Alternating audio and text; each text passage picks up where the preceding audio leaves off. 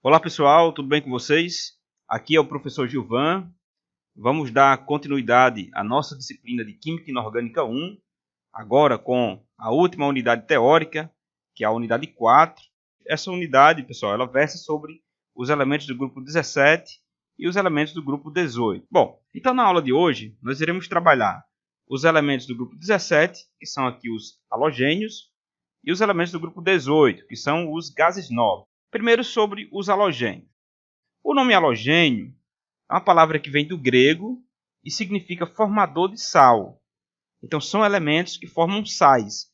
Um exemplo bem clássico disso é a formação do sal de cozinha, NaCl, cloreto de sódio. Tá?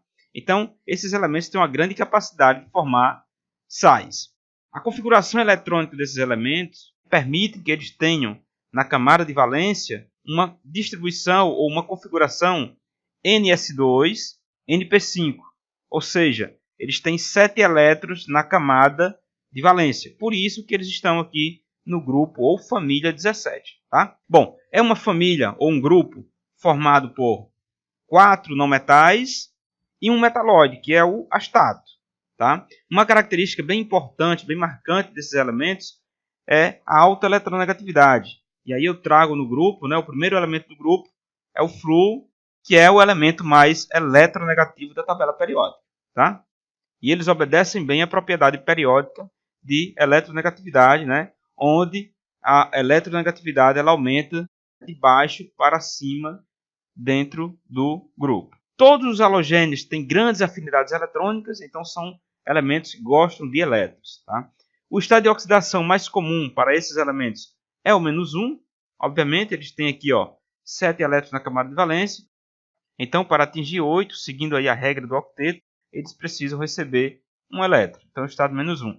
Mas, outros estados de oxidação, como +1, +3, +5 e +7, eles também são possíveis. Tá? Esses elementos são bons agentes de oxidação. O flúor, por ser o primeiro elemento do grupo, ele segue aquela característica que nós já vimos dos outros grupos. As propriedades deles, dos primeiros elementos, eles são diferentes dos demais elementos ou integrantes do grupo. E isso não é diferente para o flúor. Tá? Apesar disso, esses elementos, todos eles, são muito reativos e não são encontrados livres na natureza. Na natureza, eles são encontrados na forma de moléculas X2, ou moléculas diatômicas. Tem 2 átomos do elemento. Por exemplo, F2, Cl2. Bom, uma característica também marcante desses elementos é a formação de compostos orgânicos halogenados. Então, lá na química orgânica, vocês vão ver uma classe de compostos orgânicos que tem um halogênio no grupo funcional. Esses elementos são altamente oxidantes, ou seja, eles reagem espontaneamente com metais, não metais, substâncias redutoras e inclusive com os gases nobres que nós vamos ver daqui a pouco. Tá? Uma outra característica é do elemento astato. Ele não ocorre na natureza, certo? É o único que não ocorre, mas ele pode ser, já foi obtido artificialmente e aí já são encontrados mais de 20 isótopos artificiais. Eu trago para vocês os dois mais estáveis, astato 210, que tem um tempo de meia-vida de 8,3 horas, e o astato 211, que tem um tempo de meia-vida de 7,5 horas. Bom, como propriedades de destaque mesmo para esses elementos, eu já trago aqui para vocês mais uma vez a eletronegatividade, que segue o padrão de periodicidade da tabela, que aumenta aqui de baixo para cima. Trago também a elevada afinidade eletrônica, uma afinidade eletrônica muito positiva, ou seja, eles gostam de elétrons.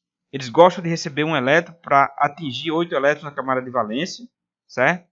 E, de modo contrário, eles não gostam de perder elétrons. Por isso, a primeira energia de ionização é muito elevada. Para você retirar um elétron da camada de valência desses elementos, você precisa fornecer uma energia muito alta. Então, aqui se caracteriza a elevada primeira energia de ionização. São encontrados na natureza somente na forma de compostos, certo? Devido à alta reatividade, então são elementos muito reativos.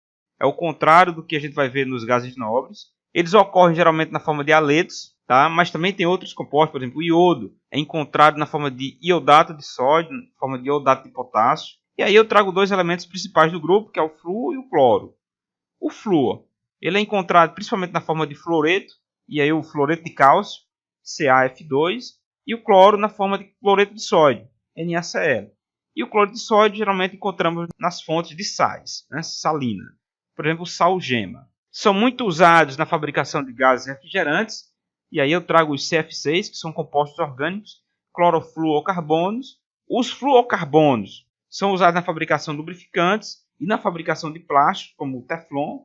Vocês devem conhecer o Teflon. O cloro tem uma grande abrangência de aplicação na fabricação de PVC, na fabricação de dicloroetano, fabricação de outros compostos químicos orgânicos, indústria têxtil e na indústria de produção de papel. Papel e celulose. O NaBr, né, brometo de sódio, é muito usado em fotografia, e a classe dos hipocloritos, como o hipoclorito de sódio, são usados em alvejantes e desinfetantes. E aí passamos ao grupo 18, que é o grupo dos gases nobres. É o último grupo aqui do bloco P.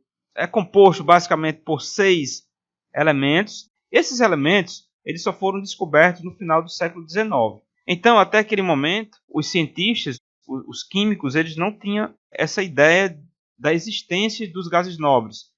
Mas, trabalhando, estudando o espectro da luz solar, foi observado que algumas regiões espectrais não correspondiam aos elementos já catalogados, já existentes naquela época.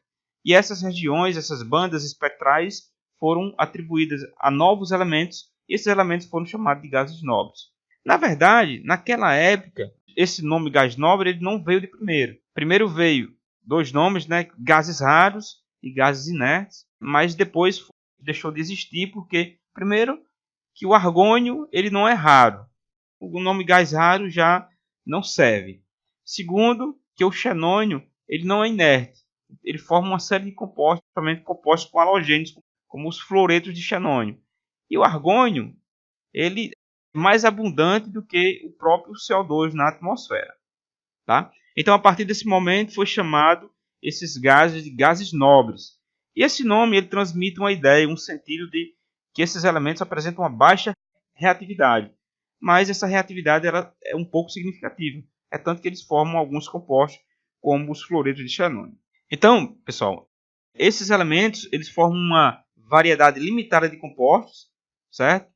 Geralmente se concentram em compostos com xenônio, e as reações desses elementos são reações que exigem condições extremas de temperatura e pressão para que possam ocorrer. Eles apresentam uma configuração eletrônica de destaque, Aí o hélio, como ele só tem 2 elétrons na sua composição, a configuração eletrônica é 1s2, e os demais elementos apresentam uma configuração eletrônica tal qual que na camada de valência eles têm 8 elétrons. Por exemplo, neônio tem aqui 1s2 do hélio, 2s2, 2p6. Então, todos esses elementos apresentam na camada de valência uma distribuição, uma configuração eletrônica ns2, np6, com exceção aí do gás hélio. De destaque como propriedades, eu trago para vocês a afinidade eletrônica muito negativa, ou seja, eles não gostam de elétrons, e quando vem um elétron para eles, esse elétron terá que ocupar um orbital de uma nova camada, porque as camadas de valência desses elementos são camadas preenchidas. Tá?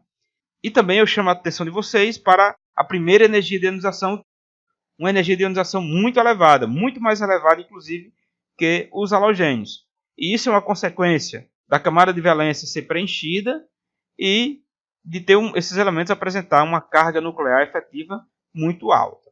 Ok? Bom, o xenônio é muito conhecido pelas lâmpadas de xenon.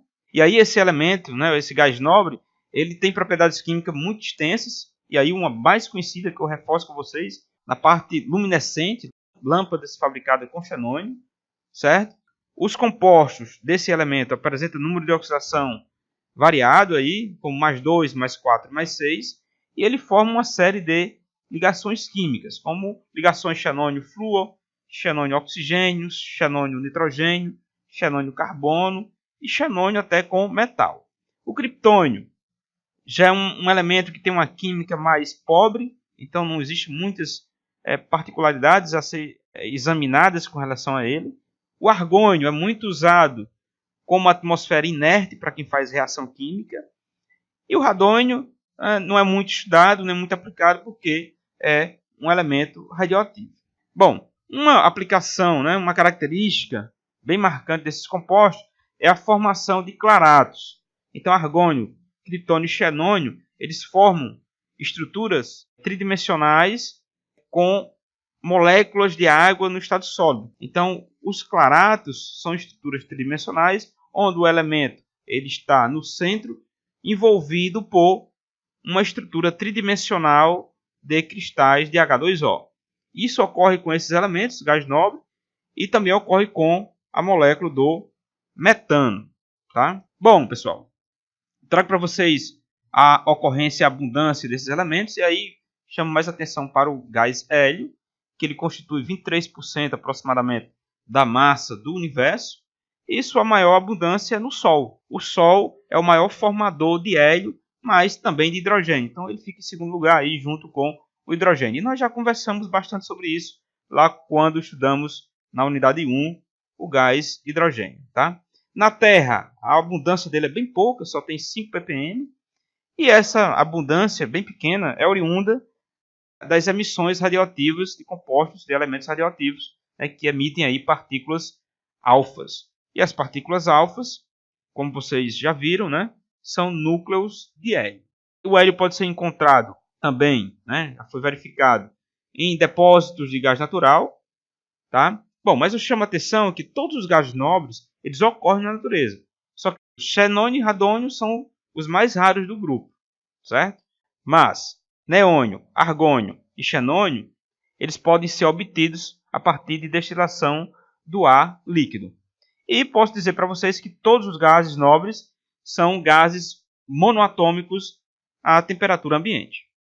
Bom, gente, mais uma vez eu trago para vocês as duas referências principais, que é o livro do Química Inorgânica do Peter Atkins e Química Inorgânica Não Tão Concisa aí do J.D. Lee. Vocês podem pegar esses livros, estudar isso junto com o fascículo, a aula em PDF e dar uma boa revisada no conteúdo. Mais uma vez uma mensagem aí de Paulo Freire. A nossa missão ensinar não é transferir conhecimento, mas em si criar possibilidades para a própria construção e produção desse conhecimento. Então com essa mensagem eu deixo aí, finalizo a aula de hoje. Desejo bons estudos a vocês e até a próxima.